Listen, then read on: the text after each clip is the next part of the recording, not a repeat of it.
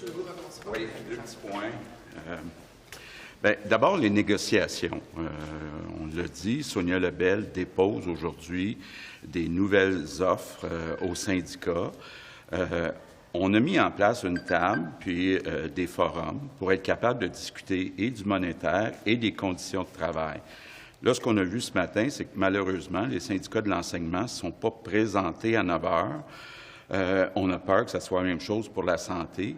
Moi, je veux lancer encore une fois un message aux syndicats d'infirmières puis d'enseignants. On est très conscient qu'il faut améliorer les conditions de travail des enseignants et des infirmières. On a des propositions à faire. On est prêt à écouter les propositions des syndicats, mais si on veut éventuellement abolir l'utilisation, par exemple, des agences privées pour les infirmières ou le temps supplémentaire obligatoire, bien, il faut négocier. Puis là, je comprends vraiment pas pourquoi les syndicats refusent de venir négocier, de venir discuter des conditions de travail. Là, pour l'instant, ce qu'ils font, c'est qu'ils acceptent d'aller aux tables pour parler du financier, mais ils n'acceptent pas de venir dans les forums pour discuter des conditions de travail. Je trouve ça vraiment malheureux parce que je pense qu'on est tous les deux de bonne foi, là. Nous, on n'en veut plus d'utilisation d'agences, on n'en veut plus de temps supplémentaire obligatoire. On veut aider les enseignants dans les classes en ajoutant des postes, mais on ne peut pas négocier tout seul. On a besoin que les syndicats viennent négocier avec nous autres. Ça, c'est le premier sujet que je voulais vous parler. Deuxième sujet, Terre-Neuve-Labrador. Donc, je vais être à Saint-John demain et vendredi. L'objectif, c'est de commencer à essayer de renégocier le contrat de Churchill Falls qui se termine en 2041. Ça peut avoir l'air loin, 2041, mais construire un barrage, si on inclut les discussions, les négociations avec les communautés autochtones, en moyenne, au Québec, ça a toujours pris entre 12 et 15 ans. Donc, si vous faites un petit calcul, là, on se rapproche du 15 ans dans le mandat qui s'en vient. Ça ne sera pas facile, la négociation. On sait que le Québec a un contrat très avantageux jusqu'en 2041. Probablement que Andrew Furey, déjà, il m'en a parlé, va nous faire toutes sortes de demandes. On va l'écouter, voir qu'est-ce qui est le plus prioritaire pour lui. Donc, l'idée, c'est d'essayer le plus vite possible de renégocier le contrat après 2041. Mais je veux tout de suite dire aux gens, là, ça ne sera pas facile, ça ne se réglera pas en quelques mois. Ça va être une négociation qui ne sera pas facile avec Terre-Neuve-Labrador. Est-ce qu'une réouverture du contrat qui se termine en 2041 est exclue de votre part? Bien, écoutez, on a gagné en cours, donc de ce côté-là, c'est clair. Est-ce qu'il y a des aménagements à faire d'ici 2041 pour, dans la balance, dire, bon, il y en a pour Terre-Neuve? Il faut que ça soit gagnant.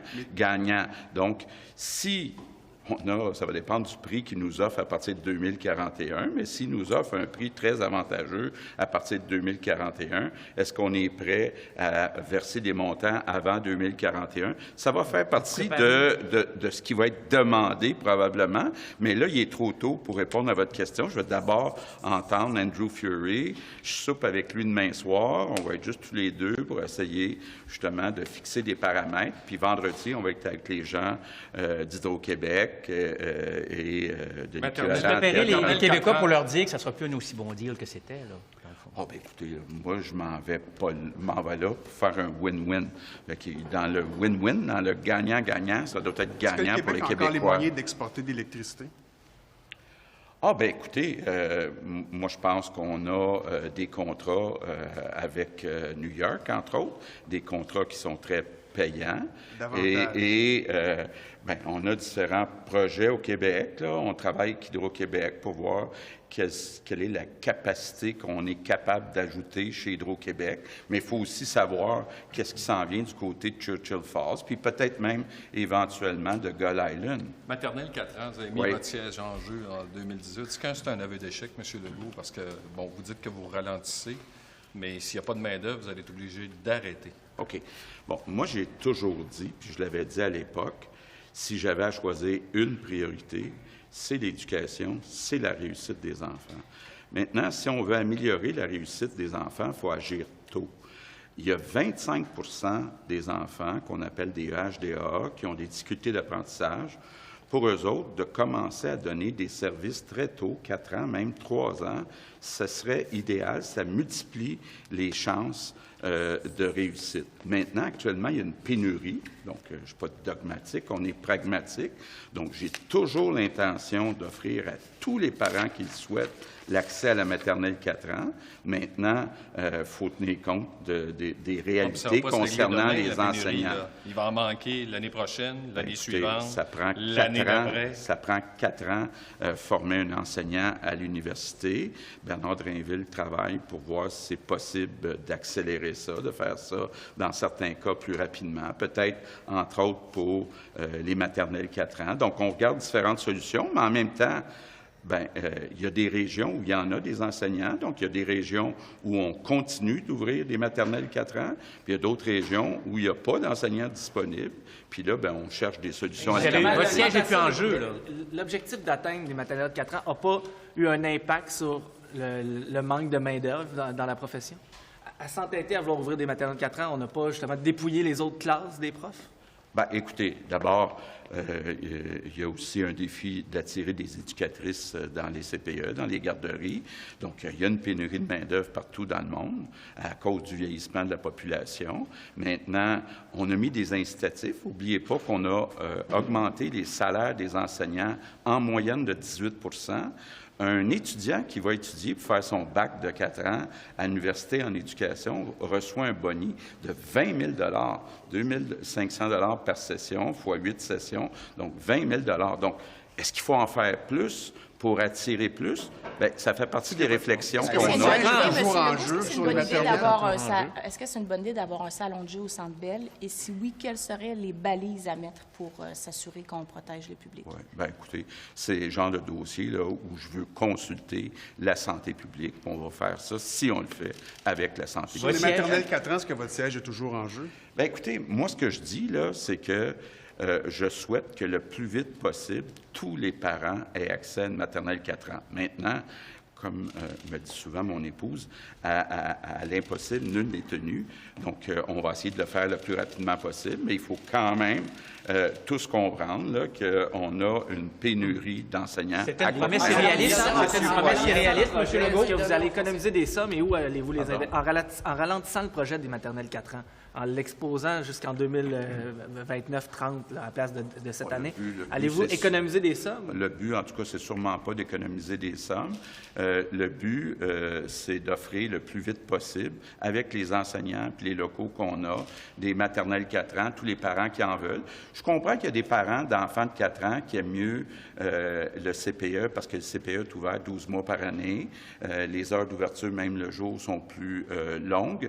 Il y a aussi des excellentes éducatrices dans les CPE.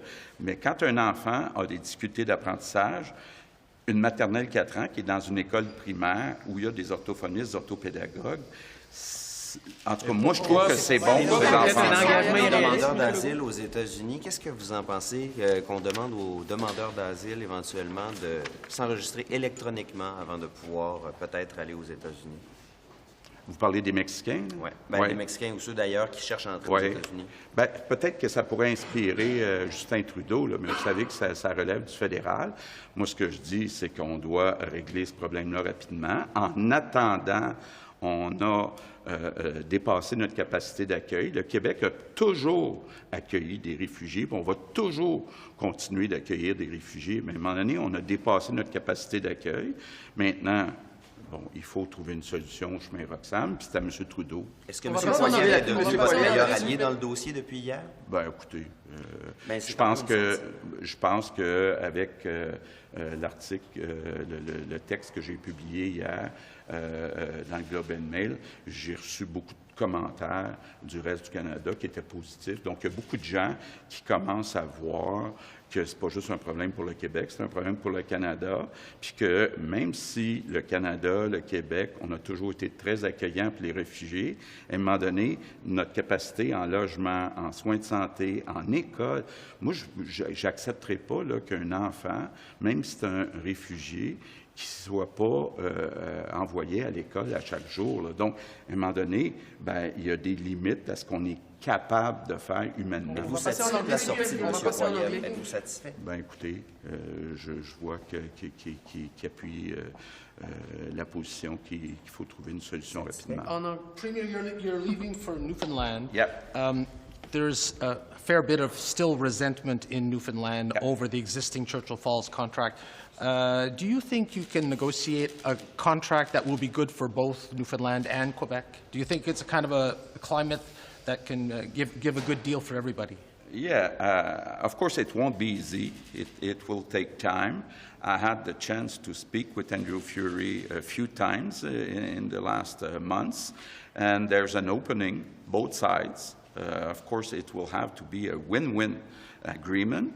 So we know that it's important for us to renew the contract after 2041 as soon as possible, because it needs about 15 years before building a new dam. So we need to know what will be our capacity starting in 2041. So, of course, we are very interested to renegotiate as soon as possible. On their side, they will have some demands, so we'll put that in the balance, and it has to be a win-win. What would a win-win look like, though, to you? But first, let me listen to Andrew. That will be the first question I have for him. What are the priorities? I know that he's looking for many things, but what are the priorities? And for this part, maybe you should ask him. On the public Go ahead. On the public sector negotiations, why do you insist on doing this in these forums when the unions have been saying they'd rather be doing this around the negotiating table? Well, I think they play on words. We need to negotiate the working conditions, not only salaries. And right now, they don't want to sit at the tables that we call forum to discuss how do we reduce the TSO, A mandatory overtime. mandatory overtime, and use of private agencies. So we need to discuss with them, but right now I don't understand, and it's the same thing with the teachers. This morning, they didn't show up at the 9 o'clock meeting that was set up by Sonia Lebel. So I don't understand why they refuse to discuss, because we both are willing to improve the working conditions of teachers and nurses. Merci tout le monde.